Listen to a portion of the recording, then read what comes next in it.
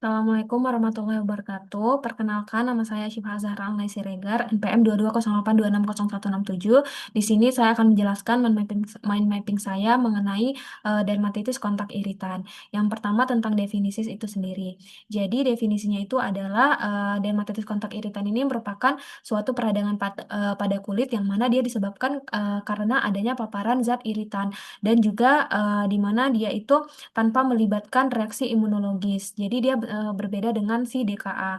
Kemudian etiologinya itu sendiri dibagi atas beberapa. Jadi ada yang pertama itu ada bahan kimia, di mana bahan kimia ini contohnya itu seperti asam alkali dan juga pelarut dan juga deterjen. Kemudian pada fisika itu biasanya kayak suhu yang panas, kemudian adanya gesekan, kemudian ada iritasi primer dan juga iritasi kumulatif. Nah, kemudian juga si dermatitis kontak iritan ini nanti ada dua juga tipe iritasinya. Jadi iritasinya itu ada yang akut dan juga kronik. Di mana kalau misalnya dia akut itu biasanya dia terjadi karena adanya paparan bahan tunggal yang bersifat kuat seperti contohnya kayak asam pekat, kemudian alkali dan juga pelarut. Sementara kalau misalnya iritasi kronik dia itu terjadi akibat paparan berulang dari bahan yang lemah. Nah, kemudian adapun faktor risikonya itu biasanya dermatitis kontak iritan ini terjadi pada pekerja-pekerja industri yang mana dia memang sering terpapar dengan bahan-bahan yang termasuk dalam etiologi tadi.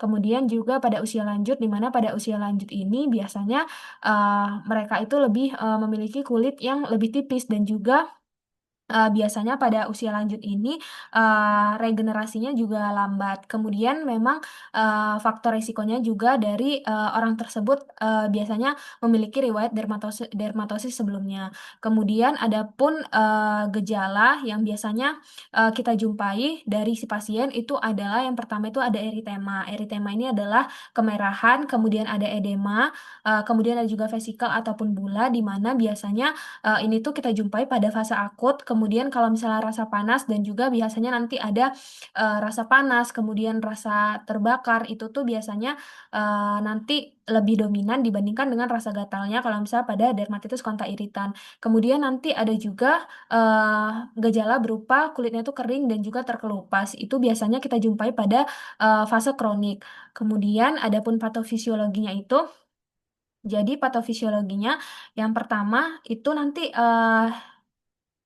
zat-zat iritan ini nanti dia itu akan mengiritasi langsung terhadap kulit. Jadi zat iritan itu akan langsung mengiritasi kulit melalui proses yang pertama itu dia akan merusak lapisan pelindung dulu di mana itu kita kenal sebagai sebagai stratum korneum pada kulit. Kemudian setelah dia merusak stratum korneum pada kulit, maka selanjutnya dari perusakan tersebut maka akan menimbulkan akibat berupa kehilangan lipid, air, dan juga protein pada kulit. Kemudian hal ini nantinya akan memicu respon inflamasi lokal di mana terjadilah pelepasan sitokin proinflamasi. Namun dari pelepasan sitokin proinflamasi ini kan terjadi kerusakan sel epidermal. Tapi kerusakan sel epidermal ini sendiri terjadi tanpa adanya peran dari si limfosit T. Nah, ini ya juga yang dia membedakan dermatitis kontak iritan dengan dermatitis kontak alergi. Kemudian adapun pemeriksaan penunjang yang bisa kita lakukan untuk menegakkan diagnosa itu adalah pemeriksaan patch test. Nah, bisa juga kita melakukan pemeriksaan biopsi, namun ini sebenarnya jarang dilakukan apabila memang kita ingin menyingkirkan penyakit lain. Kemudian tata laksananya itu biasanya bisa kita hindari paparan zat iritan. Jadi kita hindarin paparan zat iritan terhadap pasien tersebut. Kemudian kompres dengan NaCl. Kemudian bisa diberikan dengan steroid topikal. Kemudian juga contohnya itu kayak hidrokortison untuk kasus inflamasi sedang berat. Kemudian juga bisa kita kasih dia emolian rutin ataupun pelembab, lalu juga kita kasih antihistamin karena mungkin dia tadi ada mengeluhkan rasa gatal. Kemudian pada pencegahannya biasanya kita evaluasi lingkungannya, apakah lingkungannya ini dia tuh bisa untuk mendukung penyembuhan ataupun pencegahan dari berulangnya dermatitis kontak iritan ini.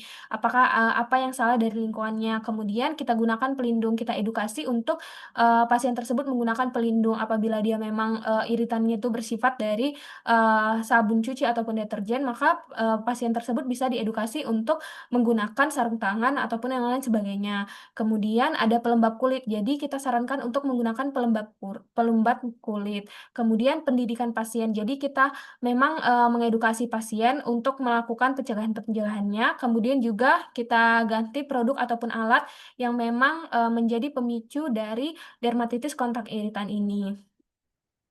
Nah, saya kira itu saja yang bisa saya sampaikan. Jika ada salah kata, saya mohon maaf. Kepada Allah, saya mohon maaf, mohon ampun. Wassalamualaikum warahmatullahi wabarakatuh.